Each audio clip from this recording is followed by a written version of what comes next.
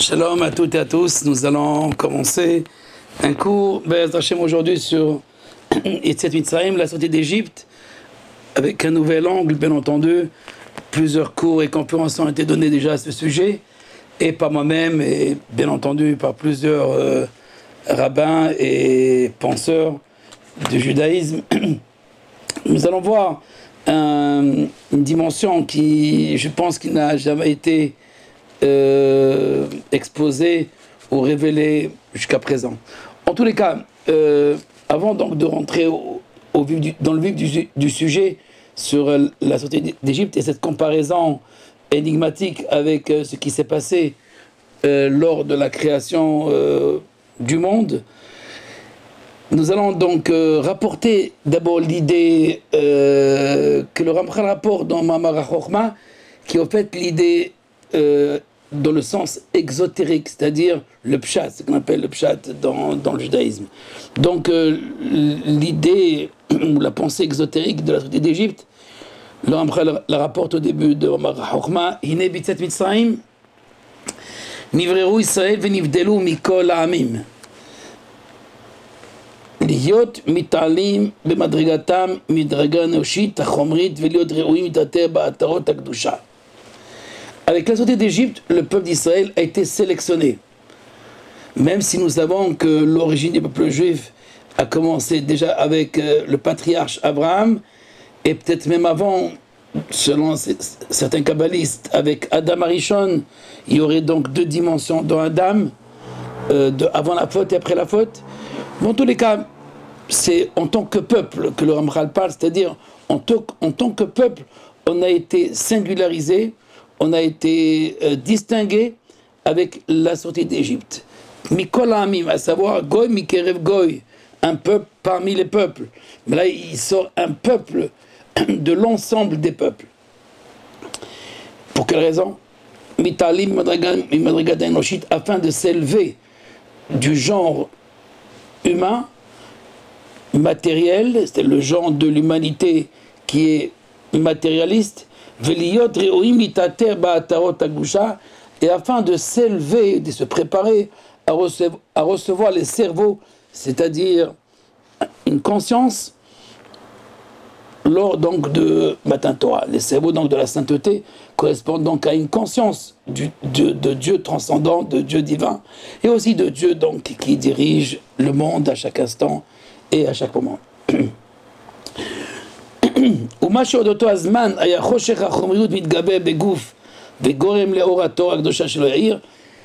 Si jusqu'alors, c'est-à-dire jusqu'à l'Égypte, la dimension donc de la Torah ne pouvait pas s'exposer ou se révéler au sein d'un peuple, mais bien entendu au niveau de certains individus, comme Shem Vaever, comme Kitzedek, etc., Chanor, donc tous ces personnages qui ont précédé donc la sortie d'Égypte.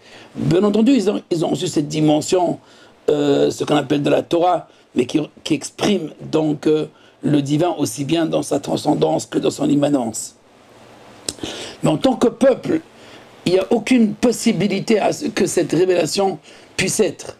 Il fallait donc passer par l'esclavage, par l'entrée en Égypte, l'esclavage Shi'abud Agadol, et grâce au Shi'abud, grâce donc à la soumission du peuple juif, donc on lui a retiré toute possibilité de réflexion, c'est l'esclave, et donc dans ce cas-là, il devient prédisposé à recevoir la conscience divine. Mais en attendant, l'Égypte correspond à ce Shi'abud, à cet esclavage, à cette soumission, et de cette manière, dit le Ramchal, l'itpaïsa midatadin, c'est-à-dire le caractère de rigueur qui existe dans la direction divine, n'a plus rien à dire à propos donc de ce peuple, puisque maintenant il a été écrasé, et donc on ne peut pas l'empêcher ou empêcher le caractère donc de bonté ou de clémence, d'octroyer à ce peuple cette conscience du divin, ou cette kdusha, cette sainteté qui lui permet donc de connaître Dieu. Je ne vais pas être trop lent, c'est-à-dire, étant donné que ce sujet, je l'ai déjà développé, mais je le rapporte pour ceux qui n'ont pas entendu déjà cette idée. Donc, encore une fois, dans le sens exotérique, ou dans la dimension exotérique de la sortie d'Égypte, il s'agit de séparer un peuple parmi les peuples. Pour cela, il fallait passer par l'esclavage et de faire taire le caractère de rigueur. Et ensuite, il n'y a rien à dire, personne ne peut parler au fait de, je parle de cette dimension de la rigueur et ses ramifications. Les anges ne peuvent pas donc empêcher le Seigneur donc de remettre, d'octroyer cette Torah au peuple d'Israël.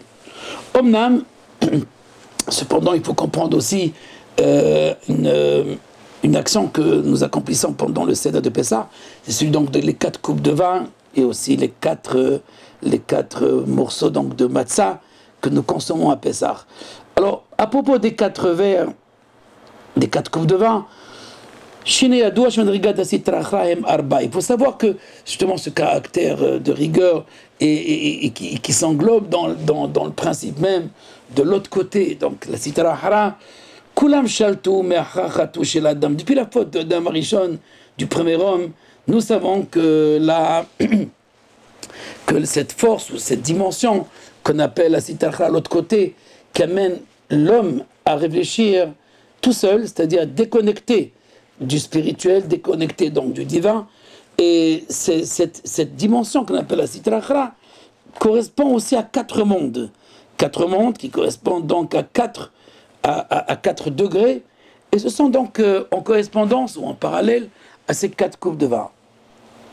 Ces 4 forces du mal, on peut les appeler comme ça, Ayumitnagdot et l'Akdusha, donc s'opposer à la sainteté, Vatov chez l'Imatse Baolam. Et au fait, toute cette force n'a qu'une raison d'être, uniquement d'empêcher cette relation entre la créature et le créateur. En fait, cette force, comme nous l'avons déjà expliqué plusieurs fois, fait partie du programme divin aussi. Elle n'échappe pas au programme de Dieu. Mais en tous les cas, cette force existe par la force même de la création. Pour être une créature, il faut être extirpé du créateur. Il faut sortir. Et donc, il y a une barrière entre nous et le créateur. Sinon, on serait le créateur aussi. On ferait partie du créateur. S'il y a une relation entre le créateur et la créature, il n'y a pas un panthéisme qui confond, dans le judaïsme pur, il n'y a pas un panthéisme qui confond donc Dieu et la nature, Dieu et les hommes. Dieu c'est Dieu et les hommes sont les hommes. Mais il y a une relation entre Dieu et les hommes. C'est cette relation dont on parle. Cette relation, quand on parle de Dieu, on parle de la relation uniquement que l'homme a, que Dieu a avec l'homme, et l'homme qui a avec Dieu. Et ces dimensions à plusieurs degrés, bien entendu. Donc dans cette force qui veut empêcher, elle correspond donc à 4 degrés, 4 niveaux, et qui correspond donc aux 4 coupes de vin. Vaillou Israël, Israël donc faisait partie aussi de toute cette humanité, et enfermé aussi dans ces 4 clipotes, dans ces 4 écorces. Chaque l'Éternel a éclairé avec le tétragramme, comme il explique donc Darbaotiot Hashem, avec le tétragramme, donc les 4 lettres, et qui ont brisé donc ces 4 clipotes, ces 4 niveaux, ces 4 degrés,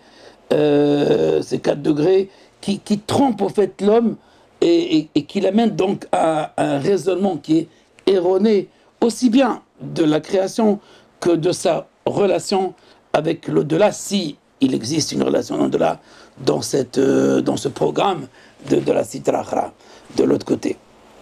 Dans tous les cas, revenons à la société d'Égypte, Dieu se révèle à Moïse, ensuite au peuple par plusieurs moyens, comme les plaies d'Égypte, etc., et les mitzvot et les commandements qu'il leur a ordonnés dans la matzah.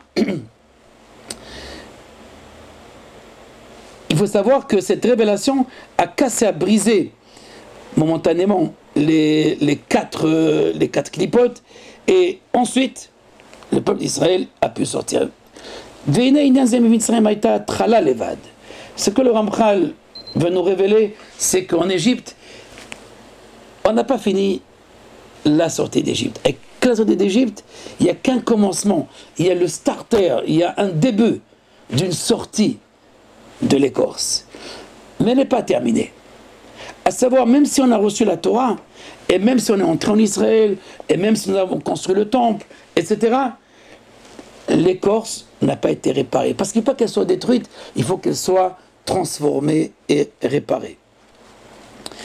Je reprends dans le texte, dans Mara Chochma chez le Ramchal, Veine Inyan Zebe Mitzrayim, Aïta Trala Bilvad, les choses Israël, même, Arsof Akol, c'est chez tout Israël, Alem, Virveshum, les Gamré, Vezeye, Rak, Leatid Lavo.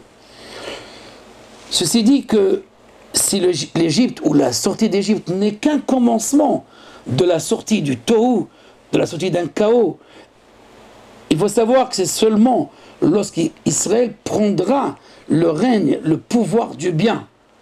Alors à ce moment-là, le bien sera donc épanché dans le monde et toutes les nations viendront accepter et se soumettre à ce pouvoir, ou plutôt à ce bienfait que l'Éternel a déjà octroyé au peuple d'Israël. Mais ceci sera, bien entendu, seulement à la fin des temps, à la fin des jours. Omnam, il faut savoir, alors pour quelle raison on fait Pessah chaque année? C'est la raison pour laquelle on fait Pessah chaque année. La fête de Pessah, elle correspond justement à un homme, un bûcheron avec une hache, Kotsev Etz Shemakeboaka Acharaka. Le Ramchal donne une métaphore d'un arbre. Il s'agit de l'arbre qui correspond à toute cette ontologie, toute cette charcheret, toute cette chaîne et ces ramifications de ce qu'on appelle l'autre côté. Donc toutes ces consciences, toutes ces volontés, toutes ces pensées erronées qui ont comme but d'enfermer l'homme dans son ego et dans son monde, dans son petit monde, dans son nombril.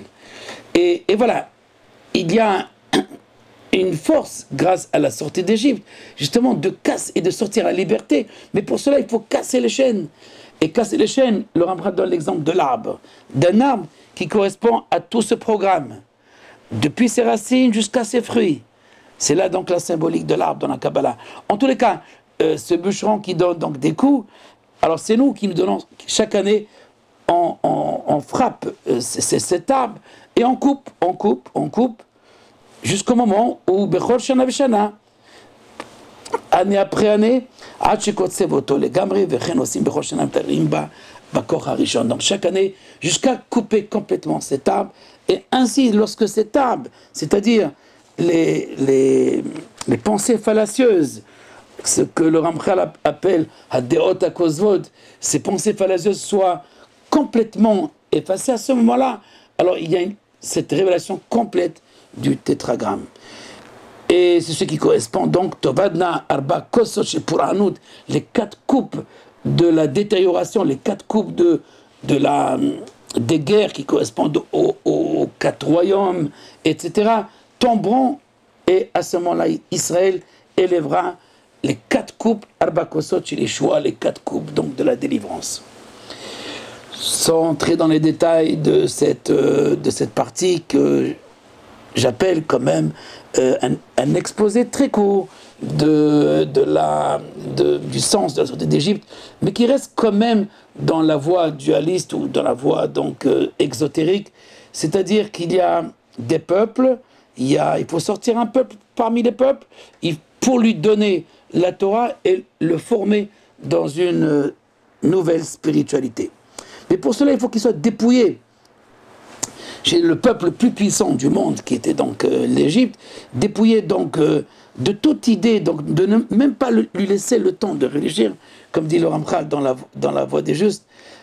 Dans le 4e décret, Pharaon a décrété de ne pas leur laisser le temps, c'est-à-dire le temps de la réflexion. Tirbad alema avoda, donnez-leur beaucoup de travail, jour et nuit, pour ne pas qu'ils aient le temps de penser à la délivrance, à la liberté. Nous allons voir tout de suite, d'une manière très courte et synthétique, une nouvelle idée, à mon avis, que je n'ai pas vue dans tout l'enseignement donc, des kabbalistes qui précèdent le Ramchal, et même qui sont venus après le Ramchal, qui ont expliqué donc cette idée de la sortie d'Égypte avec un certain parallèle avec ce qui s'est passé dans la cosmogonie, c'est-à-dire dans la création ou dans la création ontologique, donc dans le début du début. Je résume encore pour ceux qui viennent d'entrer, de participer avec nous à ce cours. Le Ramchal nous dit qu'en fait, que la sortie d'Égypte va permettre à sortir un peuple pour faire régner le bien. Pour faire régner le bien, grâce au Mochin de Gdusha, c'est-à-dire grâce au cerveau de la sainteté, qu'on appelle donc la conscience divine, qui est donc d'octroyer le bien, et de cette manière-là, de casser, de briser les idées fallacieuses qui correspondent à la Sitra à l'autre côté, et non pas ce monde brisé de finir avec lui, mais de le ramener et de le soumettre aussi à ce bienfait que l'Éternel a octroyé Israël avec la sortie d'Égypte et le don de la Torah. Au fait, quand on voit la sortie d'Égypte accompagnée du don de la Torah, on rapproche toujours, bien sûr, ces deux moments essentiels dans l'histoire du peuple juif, la sortie d'Égypte et la révélation sinaïtique. Et donc, ces deux moments qui sont donc essentiels de rapport entre les deux, d'une part la sortie d'Égypte et d'autre part le don de la Torah. Ce sont les 50 jours qui séparent donc le don de la Torah et la sortie d'Égypte. Ces 50 jours sont 50 moments, 50 degrés, que chaque jour on atteint donc l'essentiel et on atteint donc cette révélation donc de l'unité primordiale. Il y a là chez le Ramchal une réparation du monde. C'est-à-dire qu'en fait, si dans la création du monde, Dieu laisse un pouvoir à ses propres émanations, à ses propres forces pour diriger le monde, c'est-à-dire, je dirais, le règne du multiple, pour rejoindre René Guénon, le règne des forces, et ces forces qui s'appellent donc Elohim, ou tout simplement les lois aussi de la nature. Alors il faut savoir que avec la sortie d'Égypte, on doit quitter ce règne du multiple, c'est le règne des forces, et s'arrêter, ou plutôt s'unir uniquement à ce règne de l'unité. Et donc qu'est-ce qu'il faut faire? L'Empereur va nous expliquer qu'en fait la sortie d'Égypte correspond à la réparation de la brisure. Si la brisure veut dire la séparation de l'éternel, de l'émanateur avec l'émané, c'est-à-dire même tout ce qui est émané de lui, aussi bien les sphirotes, aussi bien que les anges, que les créatures, sont tous le fruit de l'émanation. Mais il y a quand même une brisure. Il y a une brisure entre l'éternel, l'être primordial, et tout ce qui vient après. Et peu importe, du plus haut degré jusqu'au plus bas degré. Mais voilà, l'éternel va réparer son action. Cette action qui est due ou qui est engendrée par la brisure, qui est la séparation, encore une fois, de la lumière et du Kéli, c'est-à-dire, quand on dit lumière et le vase, de l'émanateur et l'émané.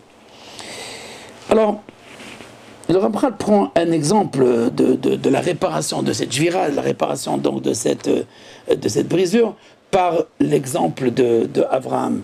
Je vais être très court, parce que le texte est très long.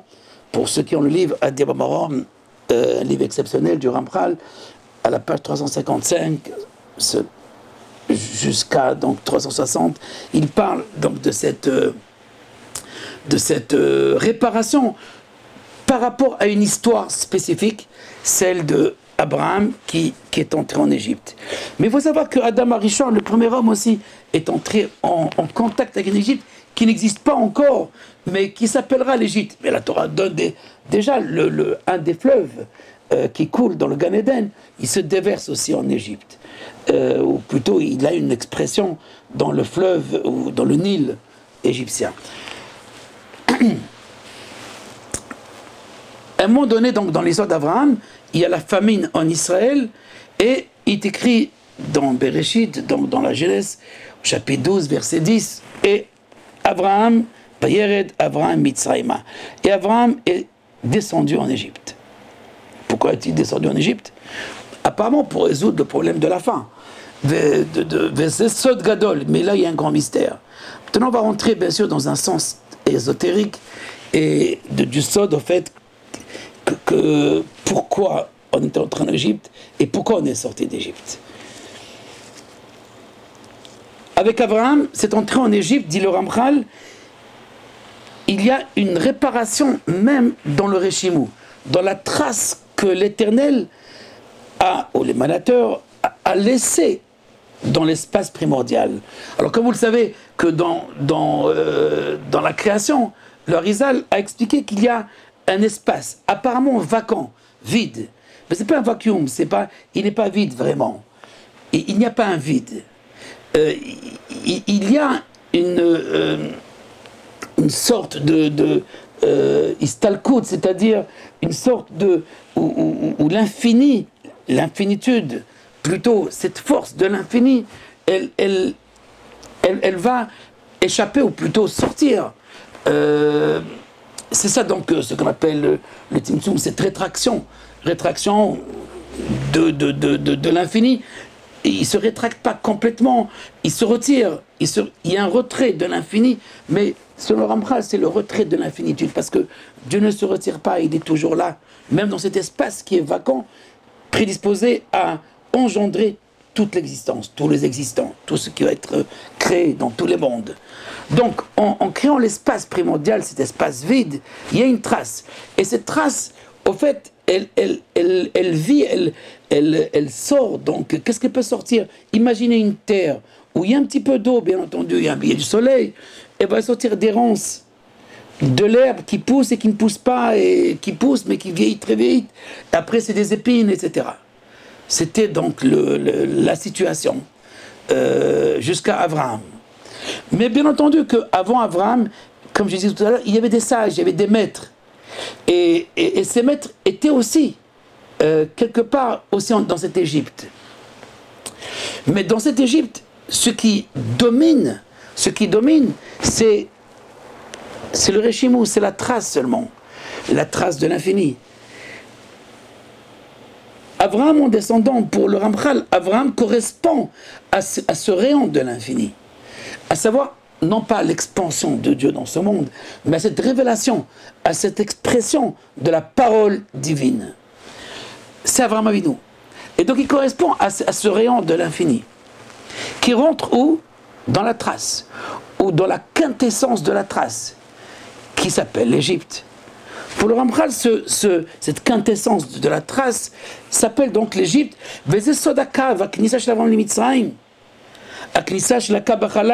C'est l'entrée, c'est cette pénétration du rayon de l'infini dans l'espace primordial. Il y a un mystère très profond dans cette action d'avant. Et pourquoi? Alors Ramchal, au fait, nous explique, au fait, pour extirper, pour faire sortir quelque chose de bénéfique, aussi bien pour l'Égypte que pour lui. Mais avant d'expliquer justement de ce que Abraham va faire sortir de l'Égypte, il nous explique qu'Abraham est entré 2 fois dans le Réchimou. Un, c'est le Nimrod, qu'il fait entrer dans un four crématoire, c'est le Ur-Kazim. Et une fois où Abraham rentre en Égypte, la première fois, Abraham était inconnu et méconnu, et il se fait connaître seulement après la sortie. Par miracle, il sort de ce four vivant. Mais c'est l'entrée en Égypte, et il en est sorti juste une première prise de conscience de celui qui dirige le monde, même s'il le savait. Mais là, il y a une relation entre lui et ce maître du monde, lorsqu'il sort de ce four. Donc il est sorti, c'est le cave, ça correspond dans la cosmogonie, cette théogonie kabbalistique qui dit que le rayon est entré dans l'espace primordial pour extirper, pour faire sortir les existants, mais il ressort. Et il rentre une deuxième fois, et il ressort aussi. Alors cette action de l'émanateur, elle va se répéter, ce modèle va se répéter plusieurs fois dans l'histoire. Et la première fois d'une manière convenable avec Abraham. Lorsqu'il rentre en Égypte, alors en entrant d'abord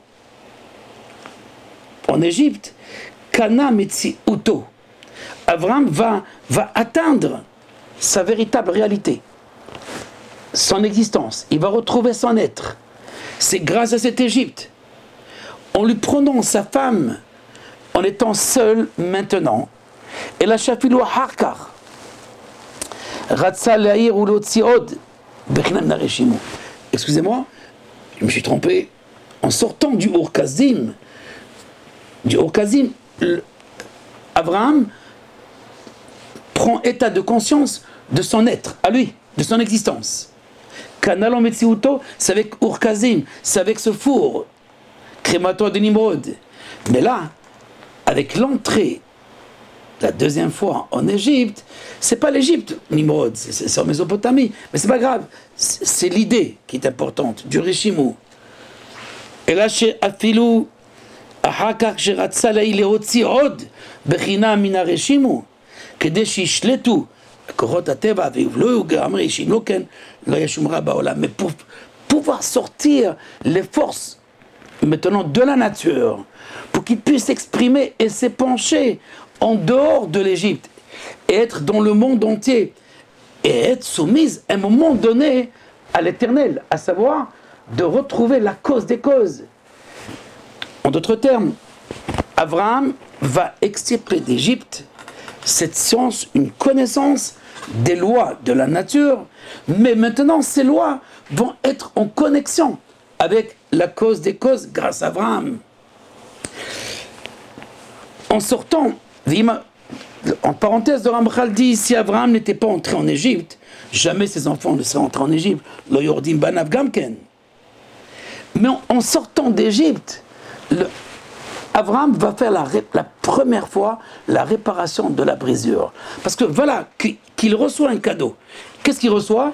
Il reçoit le mikné. Il reçoit des cadeaux. D'Abraham kaved me'od ba mikné. Dans Genèse 13, 2, il décrit qu'Abraham est sorti d'Égypte avec un trésor, avec un troupeau énorme.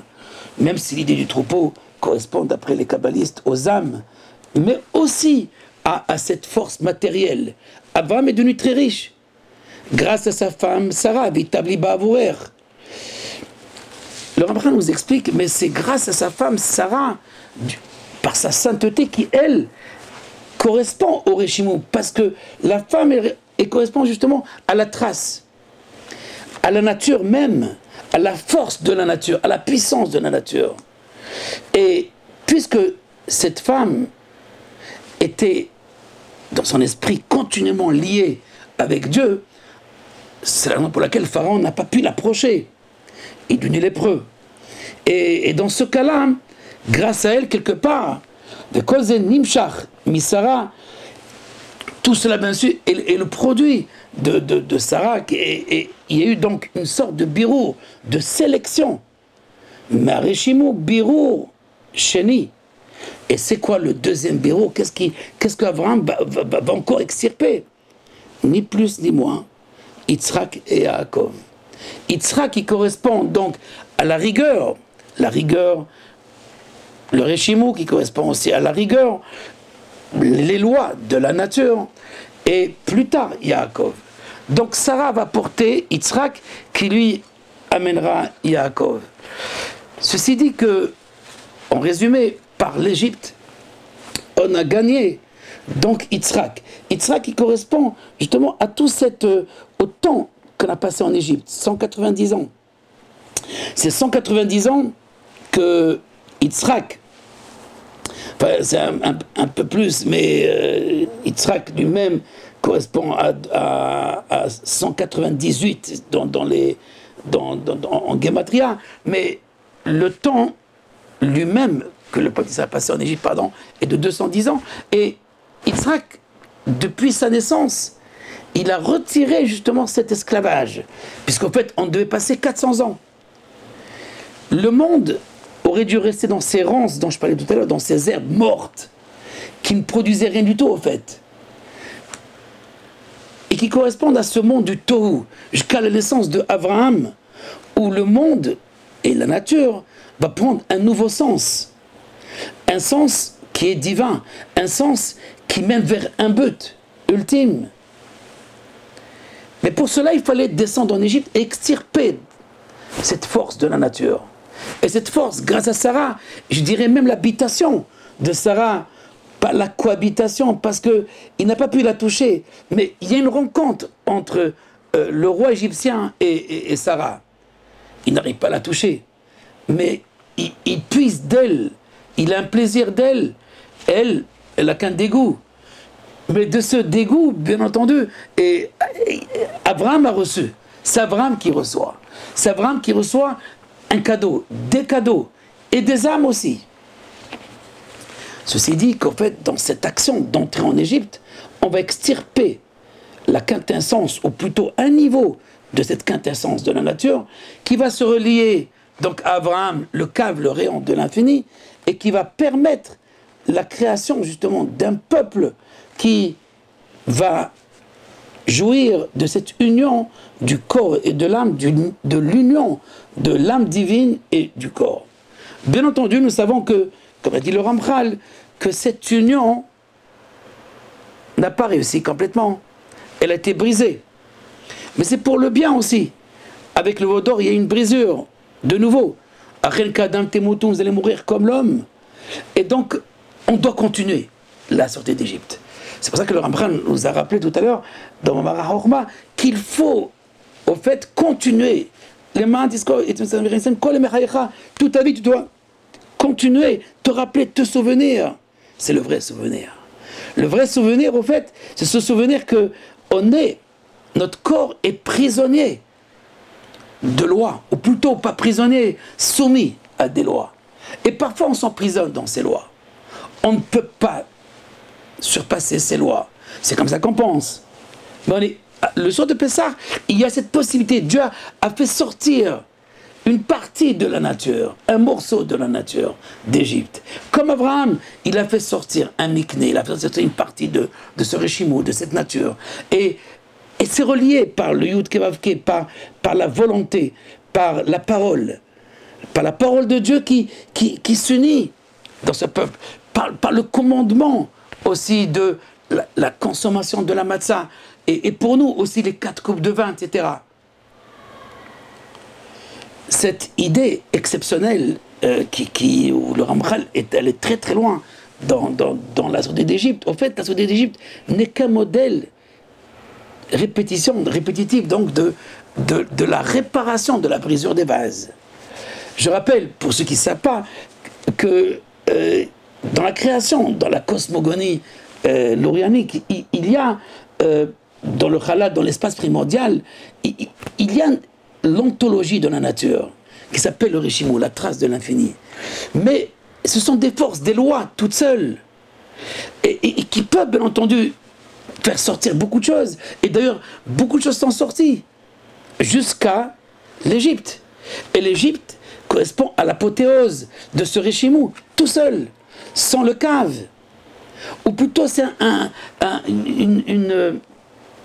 une lumière du cave, une lumière qui va, mais qui s'épanche, qui éclaire le Réchimou de loin. Mais là, non, il y a une pénétration. Et une union du corps et de l'âme. Et c'est ça l'infini, c'est l'union du corps et de l'âme, c'est l'union du Kéli et du or, du réceptacle et de la lumière. Le réceptacle qui est créé ne peut pas être infini puisqu'il a un début. Mais grâce à cette union avec la parole, il peut devenir aussi dans cette dimension de l'infini. La sortie d'Égypte n'est qu'un modèle. Un modèle de ce qui a été fait. Il ne s'agit pas seulement d'extirper ou de sortir ou de distinguer, de singulariser un peuple parmi le peuple. L'otzi goy mikerev goy. À quoi ça sert? Ça crée uniquement que de la zizanie et que de la haine et de la jalousie. Comme disent nos maîtres à propos de Sinaï, Sin'a nafla. à la Haumot, il y a une haine qui est sortie de toute cette action de la sortie d'Égypte et de la révélation sinaïtique. Au fait, il ne s'agit pas de distinguer pour distinguer. Il s'agit de distinguer pour recevoir les Kabel Tamorin d'Ekdusha, pour recevoir cette conscience du divin lui-même, de comprendre et de saisir comment la réalité fonctionne et d'où elle puise sa vie. Sa vie matérielle, c'est pas la source, c'est pas l'oxygène qui nous fait vivre. L'oxygène n'est qu'un élément entre nous et l'éternel, mais qui est aussi important et nécessaire pour le corps, parce que le corps est séparé de l'âme. Le jour où le corps apprendra à s'unir à l'âme, il n'aura plus besoin de l'oxygène. Bon, c'est une dimension, on en parlera, Be'ez Hashem, pour le Rambral, elle correspond après la résurrection. C'est-à-dire ce qu'on appelle le 7e millénaire. Dans tous les cas, concluons, la sortie d'Égypte a permis la réparation de la brisure. Et chaque année, chaque moment, chaque jour, les Ma'antisko Kolomechayecha, par le souvenir que tu es sorti d'Égypte, qu'on peut sortir d'Égypte, juste en souvenir, même si dans la réalité on ne sort pas, mais on se souvient, alors on casse cette soumission à ces idées fallacieuses du monde, des hommes plutôt. Voilà, je vous souhaite donc une bonne fête et j'espère qu'on pourra continuer la semaine prochaine. Sinon, je vous souhaite déjà Shabbat Shalom.